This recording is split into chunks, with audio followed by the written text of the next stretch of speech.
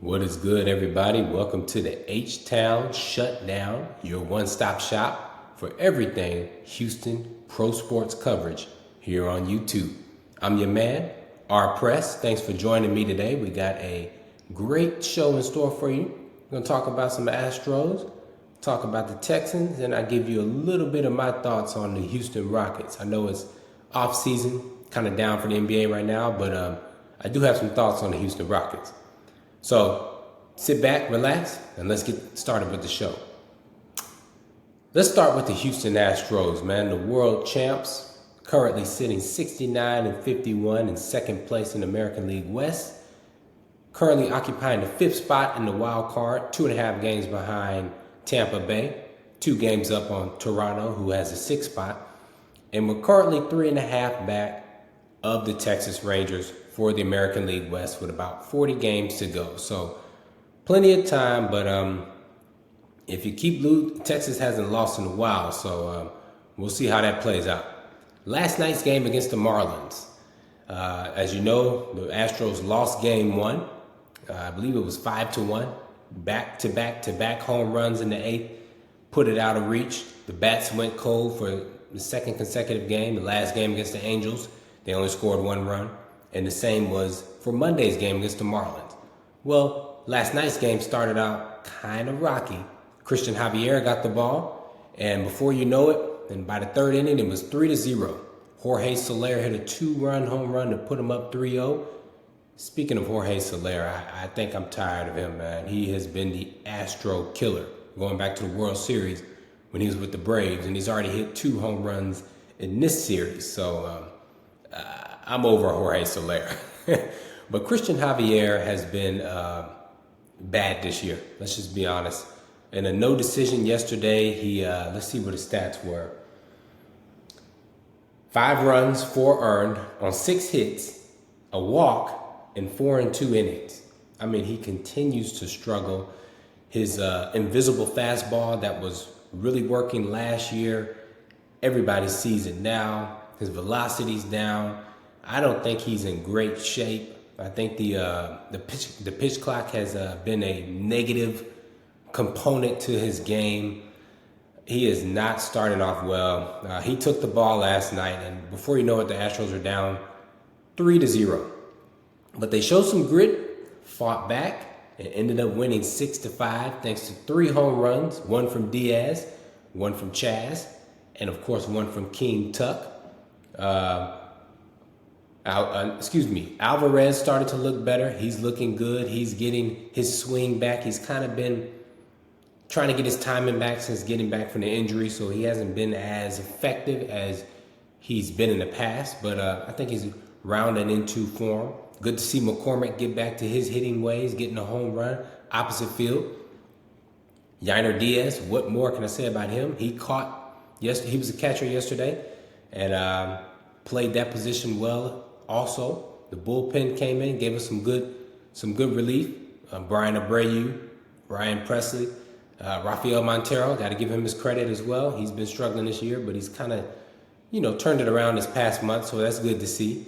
And the gritty win to come back and win 6-5, exactly what the Astros needed. To get down and to come back and to show the grit and the offense and the bats coming alive. Now, one of the notes coming out of that game was Jose Altuve. Jose's been hot. We know that.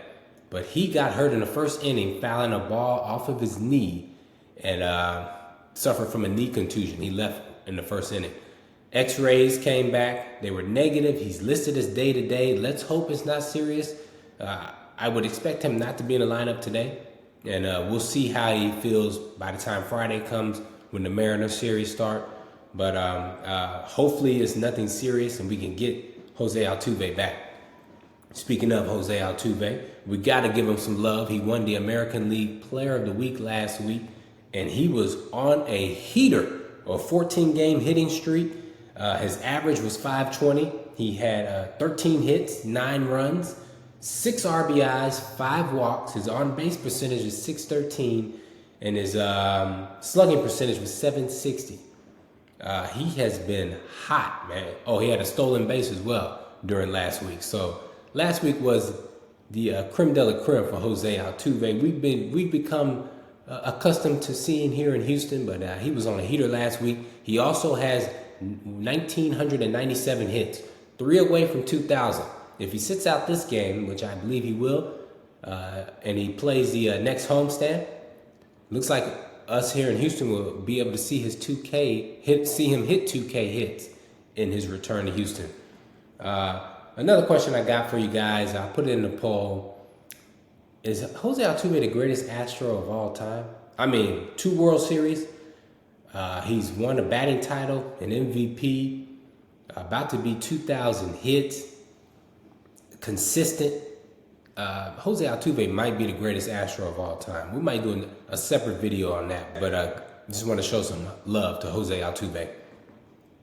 Also, good news, guys. Michael Brantley, that's right, played a game for the Sugar Land Space Cowboys last night in his first rehab assignment. Good news, Mike. It's been a long time. Earlier this week, GM Dana Brown said that he was close to a rehab stint, and it began last night. So, what were the results? Uncle Mike went 1 for 2 with a 2-run home run. Nice start. Beautiful start. Love to see that, man. That is encouraging. It has been 417 days since he last played a game. So to come back and to do that on your first rehab stint with the Space Cowboys looks good. I think, fingers crossed, I think we are past the days of setbacks with Michael Brantley, and we can hopefully get him back in a lineup soon. Getting Michael Brantley back in his lineup would be crucial. Crucial. Professional hitter. He knows the strike zone better than anybody. He doesn't waste at bats. Another left-handed bat, some power, some consistency to go along with the MVP candidate Kyle Tucker and Mr. Clutch himself, Yordan Alvarez, for our left-handed batters. So that would be a tremendous, tremendous boost that we get him back, hopefully, before October. Let's talk about Justin Verlander. He gets to start today against the Marlins. I want to talk about the report that came out late last week where Verlander was called a diva by some of the players on the Mets. Apparently, Max Scherzer and some of the Mets didn't like his approach to leadership. Quote, he was detached and complained about how the analytics department was not on the level of the one that he worked with in the Houston Astros. Verlander responded classy, but took a shot at his former team, saying, quote, he is sorry that some of the staff members took offense to constructive criticism. I'm glad to have Justin Verlander back, man. He didn't belong in the Mets. The Mets, as you see, imploded this year after having the highest payroll in the history of baseball, and then had to sell off their pitchers, such as Verlander, Scherzer, and a few other players they sold off as well. So the results speak for themselves. Verlander is trying to win and was trying to bring that winning culture to the Mets. They were resistant. That's how I see it. As for Max Scherzer and him having a problem with Justin Verlander, he was one of the main components of the Mets imploding, especially last year, on to this year, because he wasn't pitching well at all. So hopefully we get a Verlander versus Scherzer matchup next month when we play the Rangers in a 3-game series around Labor Day. And hopefully Verlander can hush him up and the rest of the Rangers. Lastly, as far as the Astros, I am with the social media critics who believe that Yanier Diaz should be the everyday starter at catcher. Took me a while to come along, and I'm a loyalist. I'm a Maldonado fan, but the man has done nothing but rake since he's played and since he's got in for his rookie season. And he's playing better at the catcher position than Maldonado did this year. It just is what it is. Maldi leads the league in pass balls with 9, and his arm isn't as live as Diaz when throwing out runners. I think he had 2 throw him out, strike him outs in that Angels game. I think it was an Angels game this past weekend. He was absolutely phenomenal. He has been phenomenal. Had another home run last night at 16 on the year. listen, I'm a fan of Maldonado, and I trust Dusty Baker to make the best decisions, but I can't argue what my eyes see. Diaz is the better option. So if you want to keep Maldonado catching, Diaz needs to be DHing every day. He is what we need right now, especially with this stretch run trying to catch the Rangers. Diaz has to be playing every single day. Just my opinion. Let's see if we can win the series against the Marlins today and head on to a crucial 3-game series with a somewhat hot and kind of cooled down Seattle Mariners team. All right, guys, let's talk about the Texans. Joint practices with the Miami Dolphins start up this week. Looking forward to see how competitive it gets with another team coming into practice and doing a joint practice. You know there's always scuffles and the fights that take place when the joint practices come in, but it gets the competitive juices going and you get to hit another team for a few days. So I'm excited to see how that plays out. The Texans have been in a few scuffles this week against each other. I know that linebacker Christian Harris and running back Devin Singletary got into it on Sunday, and on Monday, the offense and the defense got into it, the entire team. So let's see if we can take that frustration out and on the Miami Dolphins. I guarantee some fights will take place during that scrimmage the next couple of weeks on to the preseason game against the Dolphins. Let's talk about the game last week against the New England Patriots. Of course, the big news was C.J. Stroud. Let's see how he was going to look in his first game action. Didn't look great, I will admit, and I will agree with the people who were criticizing. He only had 2 drives. It was his first game, and the offensive line was terrible, to say the least. And offensive line play will always, especially in the preseason, look terrible. So take it with a grain of salt, but he did look overwhelmed, and it wasn't a great sign. But if you look at some of the rookie QBs that played last week, none of them looked great. Carolina's offensive line looked worse than ours. So Bryce Young was getting beat up. Anthony Richardson, he looked below average as well in a preseason game. I just want to say it's their first game, especially CJ. It was their first NFL action, live game action, and it's preseason. So take it with a grain of salt. Just something to keep an eye out on. Nothing to get too overworked about. The Texans, is getting a lot of love locally, and it's starting to get some nationally because of the obvious upgrades of coach, upgrades of personnel, and the new rookies coming in, such as Stroud and Anderson. So a lot of people are excited and expected to see a little bit more, but it's too early to make a judgment on that. I will admit, it didn't look great, but we have to taper our expectations. Which brings me to the next subject. I saw Eric Mangini had an interview on a podcast this week, and he said that Davis Mills is clearly winning the quarterback competition. And it might be better off for C.J. Stroud's future confidence if Davis Mills starts the season rather than C.J. starting the season struggling and getting benched for Mills later on in the season. Interesting take. I respect what he's saying. I know that he's, as a former head coach, seen these situations before and has been in these situations before. But we here in Houston, we've seen Davis Mills already. We saw it last year. We saw it the year before. And even if he looks good in preseason, we know that it's fool's gold. Davis Mills has he has a turnover problem.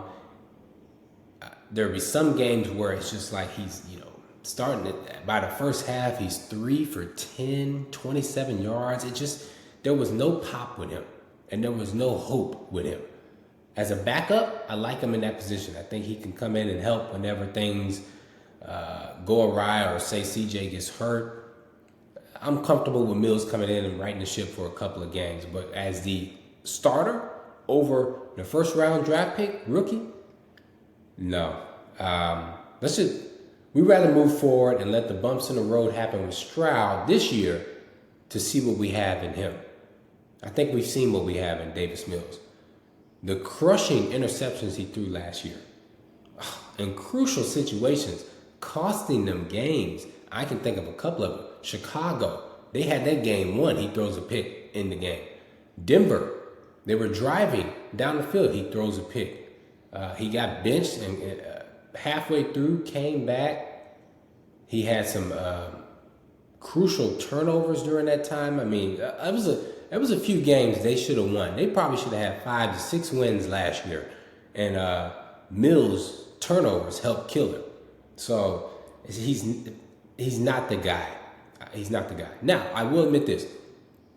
Personally, I don't like Ohio State quarterbacks at the next level. I just don't. I can't remember one that has really translated within the last 15 to 20 years. We could probably even go back further from Ohio State to the NFL and be successful. Jury's still out with Justin Fields, and now we got C.J. Stroud, and we'll see what we got with him.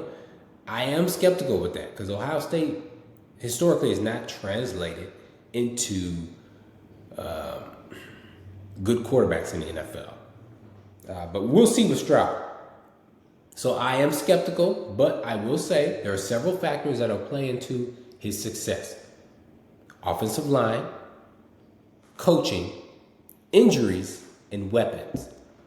By all accounts, Stroud has the talent, the work ethic, and the mind to succeed. We will just succeed. We will have to see if the support system is enough to help him get to that level that he is expected to get to. I'm excited to see it, man. That's just my opinion. Finally, DeMeco Ryans, the Texans legend, now rookie head coach. I remember watching him when he came into the league and played linebacker for us. DeMeco was everywhere. He was a playmaker on defense his first season back in 2006, man. Very fun to watch. Glad that he's back. He helped turn the tide in the Texans organization as a player. So happy to see him back as the head guy. Excited about this, man. I like what he did the first game. I like what I saw the first game. I know it's preseason, but it was his first game action as a head coach. And I do like what I saw. He got his starters enough run in that first game. I think we'll see more of the starters in this second game against Miami. He trusted his coaching staff. His defensive coordinator, Matt Burke, was the play caller. He didn't try to take that on himself. You can see he's transitioning to, I've been a defensive coordinator for the past couple of years, but now I'm the head coach, I'm the CEO, and he's trusting his staff. I like to see that. So that means you trust who you hire and you trust what you're doing. The defense already looks better than last year.